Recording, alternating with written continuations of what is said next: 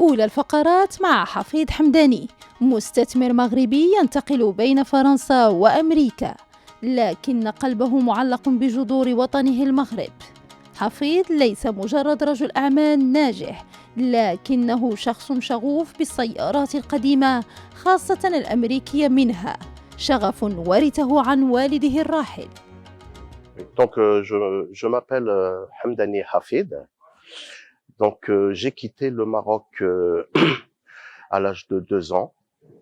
Je suis né donc dans le village qui s'appelait à l'époque Bergent, le village du maréchal Lyautey, où prend encore sa statue, et où mon père, paix à son âme, était qadi, juge. Donc, sur ce choix-là qu'il a fait de partir en France et nous emmener donc moi et mes frères et sœurs en France, nous avons atterri dans l'année 1962 dans les cités d'urgence. Donc à l'époque, il y avait les bidonvilles et les cités d'urgence. Bon, il n'y avait pas une grosse nuance entre les deux. Et donc de là-bas, j'ai fait toutes mes études, le primaire, le secondaire, baccalauréat, où j'ai fait donc en toute modestie un baccalauréat philosophie langue, en première langue l'anglais, ce qui m'a permis justement une fois que j'étais un petit peu plus adolescent de pouvoir maîtriser la langue anglaise, et ça a été le départ justement vers les États-Unis, où la passion de mon père, Allah yarhamou, des véhicules anciens qu'il avait à l'époque m'a été transmise. Et depuis, donc j'ai acheté beaucoup de voitures de collection, et dont certaines j'ai l'intention de faire rentrer dans mon pays, l'Aziz, le Maroc. Alors mon parcours professionnel, après donc les études que j'ai fait, donc j'ai terminé les études, j'ai fait les hautes études en sciences sociales derrière le baccalauréat. Donc j'avais vraiment une formation littéraire. Donc j'ai fait pas mal de petits travaux. Donc j'avais mes sœurs qui travaillaient donc au consulat du Maroc à l'époque du consul Khalfé, Allah yarhamou. Donc j'ai travaillé, j'avais un bureau au consulat du Maroc rue Saulnier dans le 9e arrondissement, où je m'occupais des ressortissants marocains. À l'époque, il n'y avait pas de consulat à Nantes, donc ils venaient de très très loin. Et donc je m'occupais donc de tous mes compatriotes marocains qui venaient de France pour les aider à remplir les formulaires, etc., tout ce qui était administratif. Donc voilà. Et puis donc à part ça, après cela, donc j'ai travaillé 5 ans au consulat. Et après ça, donc j'ai investi un petit peu dans le commerce, dans la restauration, où j'ai eu, avec la grâce de Dieu et la bénédiction de mes parents, donc les moyens d'acheter des restaurants. Donc j'ai exercé la restauration, on va dire, une quinzaine d'années. Et puis donc après j'ai commencé à investir dans les véhicules de collection que je ramenais des États-Unis, d'Allemagne, mais surtout des États-Unis. Et donc à part ça, donc je suis vraiment resté dans cette passion, et ça m'a permis, en fait, les années où j'ai travaillé dans la restauration, c'était une époque où il y avait de la consommation, pas de crise, donc pour tout le monde, hein. Donc j'ai pu économiser de l'argent que j'ai placé aussi dans des appartements sur Disneyland et que j'ai mis en location, et donc voilà. Et donc les premières fois où je suis allé, donc je me suis rendu aux États-Unis, donc je me suis intéressé aux véhicules anciens, tout ce qui était véhicules américains, les Corvette 1954, 55, les Cadillac, etc. Bon, ça me rappelait un petit peu certains véhicules que papa possédait, Allah yarhamou. Et puis de là, donc j'ai élargi en fait l'amour des véhicules anciens, et j'ai ramené aussi beaucoup de véhicules Mercedes 190 SL décapotables. J'ai eu la chance de tomber sur les toutes premières, 1955. D'ailleurs, actuellement, j'en ai 3 qui sont sur Disneyland, que j'ai l'intention de faire rentrer chez un ami à moi ici, au Maroc, un grand collectionneur. C'est des véhicules qui sont les tout premiers modèles, mais en plus qui ont une valeur de collection, puisque j'en ai une qui est la 17e sortie de chaîne de distribution. Et donc, j'ai l'intention de les rentrer avec la grâce de Dieu dans pas longtemps ici au Maroc. Et bon, comme j'avance dans l'âge, donc ça va être sur moi un retour définitif dans mon pays chéri, le Maroc, où je vais pouvoir continuer ma passion dans mon pays d'origine.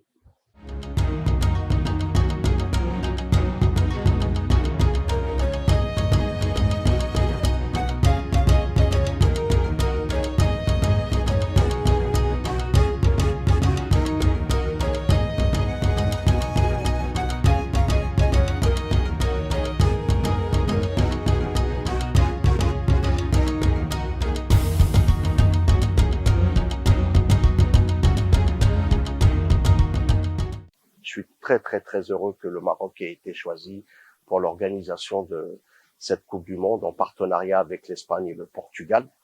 Et je pense que ça va laisser vraiment quelque chose gravé dans l'histoire du Maroc.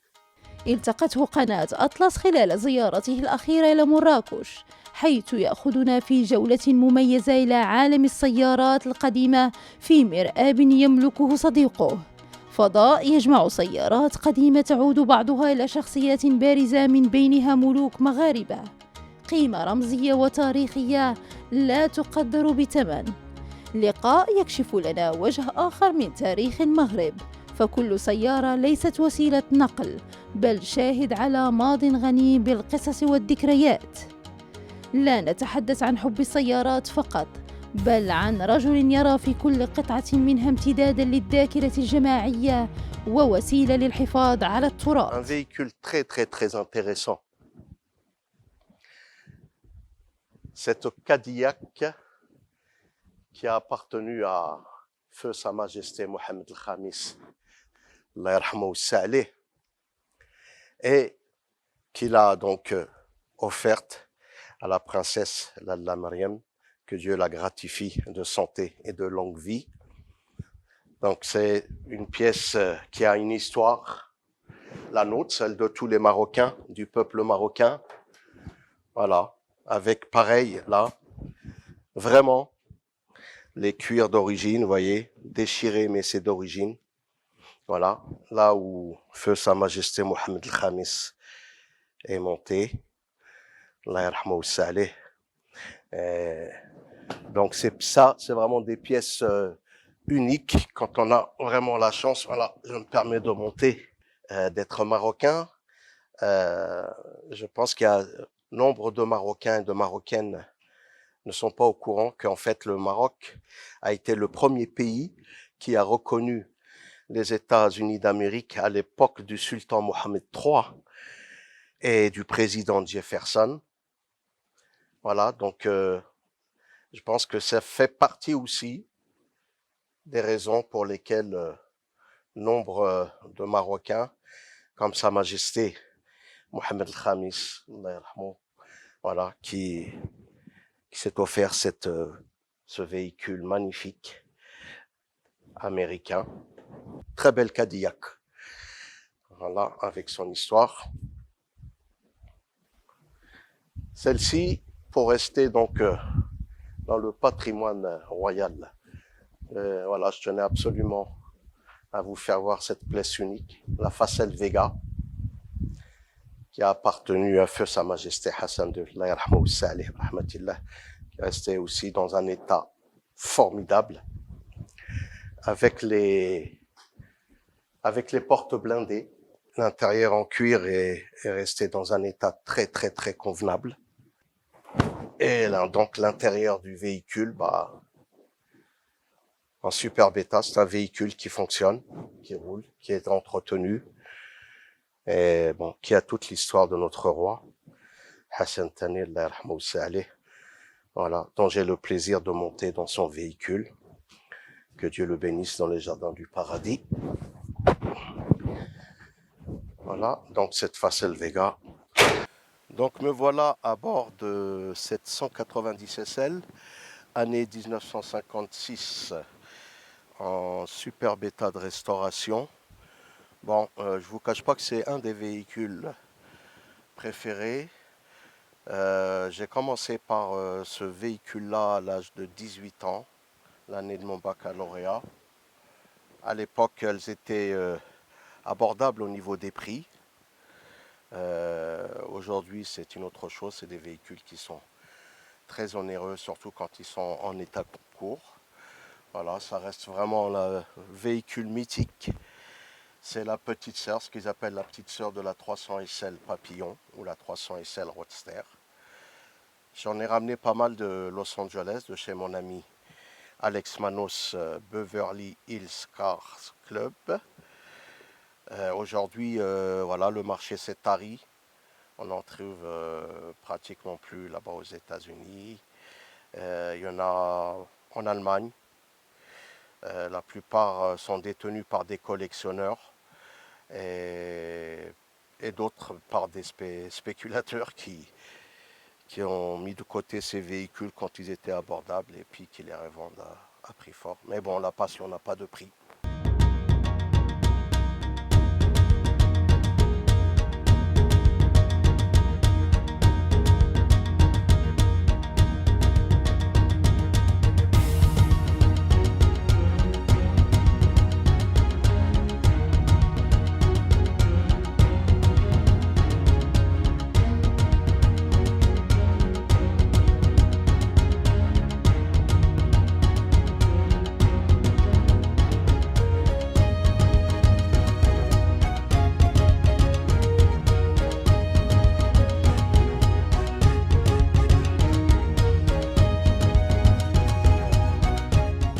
Alors, le message que je peux donner aux Marocains du monde, à notre jeunesse, c'est d'abord leur dire que bon, qu'ils soient fiers d'appartenir à ce grand pays, cette grande culture, le Maroc, l'un des deux pays, les deux civilisations les plus anciennes du monde, avec le Japon. Parce que les racines, c'est quelque chose de très, très, très important. Avec l'âge, tant qu'on est jeune, ça va.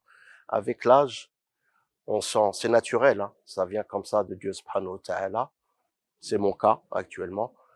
Euh, on a un besoin au retour aux sources. Voilà. Donc les racines, ne jamais oublier que on peut aller travailler, qu'ils peuvent aller travailler partout, qu'ils peuvent faire du commerce partout dans le monde entier. Les frontières sont ouvertes actuellement. Mais toujours prévoir un retour au Maroc. Bah, ma famille,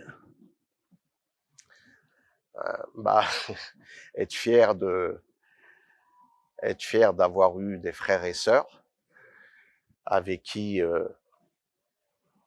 on a évolué dans la fraternité, dans l'amour des parents, et, et leur dire que la seule chose qu'ils peuvent éventuellement, si je peux me permettre, faire pour nos défunts parents, pour tous les sacrifices qu'ils ont fait pour nous, essayer de mémoriser ça à travers à leurs enfants, à leurs petits-enfants, de façon à ce qu'ils n'oublient pas les grands-parents.